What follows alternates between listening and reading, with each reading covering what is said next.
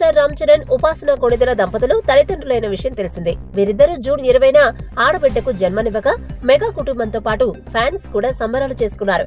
కాగా ఇప్పటి వరకు మెగా ప్రిన్సెస్ క్లింకారాకు సంబంధించిన ఒక్క ఫోటో కూడా బయటకు రాకుండా ఉపాసన రామ్ చరణ్ ఎంతో జాగ్రత్త పడుతూ వస్తున్నారు. తెలంగాణ అసెంబ్లీలో కాళేశ్వరం ప్రాజెక్టుపై ఆసక్తికర చర్చ జరిగింది. కాళేశ్వరం ప్రాజెక్టుపై 80,000 కోట్లు అప్పు చేసినట్లు చెప్పిన మాజీ ఆర్థిక మంత్రి హరీష్ రావు వ్యాఖ్యలపై సీఎం రేవంత్ రెడ్డి అభ్యంతరం వ్యక్తం చేశారు. నిండు సభలో కాళేశ్వరం ప్రాజెక్టుపై బీఆర్ఎస్ నేతలు అబద్దాలు మాట్లాడుతున్నారని స్పష్టం చేసిన ఆయన కేసీఆర్ ప్రభుత్వం నీళ్ల విషయంలో చేసిన అప్పుల వివరాలను వెల్లడించారు. కాళేశ్వరం ప్రాజెక్టు కోసం ప్రత్యేకంగా కార్పొరేషన్ ఏర్పాటు చేసి దాని ద్వారా 97,449 కోట్ల రూపాయల అప్పు మంజూరు చేయించుకున్నట్లు వెల్లడించారు. మహాలక్ష్మి పథకం కింద తెలంగాణ రాష్ట్ర వ్యాప్తంగా ఆర్టీసీ బస్సుల్లో ఉచితంగా ప్రయాణించిన మహిళలకు ఎన్ని ఉచిత టికెట్లు ఇచ్చారో తెలుసా? అక్షరాల 3 కోట్ల ఉచిత టికెట్లు. రోజు సగటున 30 లక్షల మంది మహిళలు ఉచితంగా ఆర్టీసీ బస్సుల్లో ప్రయాణిస్తున్నారు. పురుషులతో కలుపుకుంటే మొత్తంగా ప్రతిరోజు 51 లక్షల మంది ప్రయాణిస్తున్నారు. ప్రయాణికుల్లో 62% మంది మహిళలే ఉంటున్నారు. ముంబై లోకల్ రైళ్లను సిటీ లైఫ్ లైన్ అని కూడా పిలుస్తారు. అయితే రద్దీగా ఉండే రైళ్లను చూపించే ఓ వీడియో ప్రయాణికుల జీవితాల భద్రత గురించి పలు ప్రశ్నలను లేవనెత్తింది. ప్రజలు ఎంతటి ప్రమాదకర రీతిలో రవాణాను ఉపయోగించుకుంటున్నారో ఇది చూపించింది. ఫుట్ బోర్డుపై నిలబడిన ప్రయాణికులు గేట్వే అంచున తలుపు బయట ఒకరిపై ఒకరు పడేలా 2 కంపార్ట్మెంట్ల మధ్య గ్యాప్లో నిలబడి ప్రయాణించడం ఆందోళనను కలిగిస్తోంది.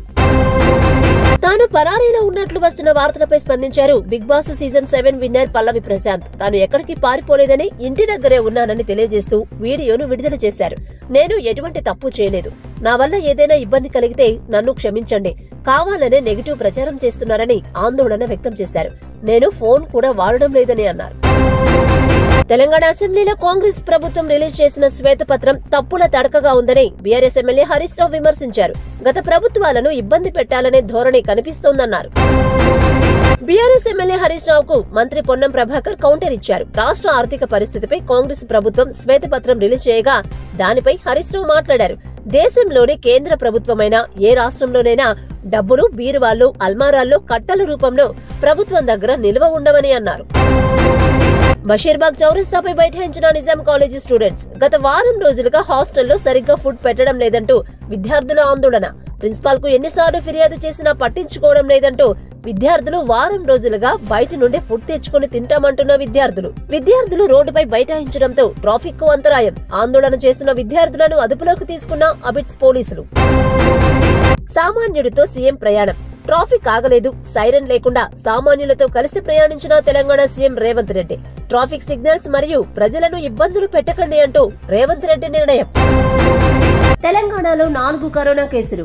రాష్ట్రంలో కొత్తగా 402 మందికి కరోనా టెస్టులు నిర్వహించగా 4 కేసులు పాజిటివ్ గా వచ్చినట్లు హెల్త్ డైరెక్టర్ తెలిపారు. పొరుగు రాష్ట్రాల్లో కరోనా కేసులు పెరుగుతున్న నేపథ్యంలో రాష్ట్ర ప్రభుత్వం అప్రమత్తమైంది. మంగళవారం హెల్త్ మినిస్టర్ దామోదర రాజనరసింహ వైద్యాధికారులతో సమీక్ష నిర్వహించారు. సచివాలయంలో 3 గంటల పాటు కరోనా కొత్త వేరియంట్ JN1 పై రివ్యూ జరిపారు.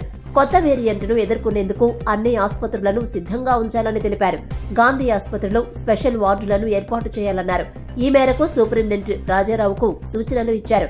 ఆ తర్వాత ఇతర దేశాలు, రాష్ట్రాల పరిస్థితిపై ప్రభుత్వం నివేదిక కోరడంతో కరోనా సబ్ వేరియంట్ JN1 పై DH పవర్ పాయింట్ ప్రెజెంటేషన్ ఇచ్చారు. ఇది వాళ్ళ టాప్ 10 న్యూస్. మరొక న్యూస్ తో మళ్ళీ కలుద్దాం. చూస్తూనే ఉండండి TVN 99 న్యూస్ ఛానల్.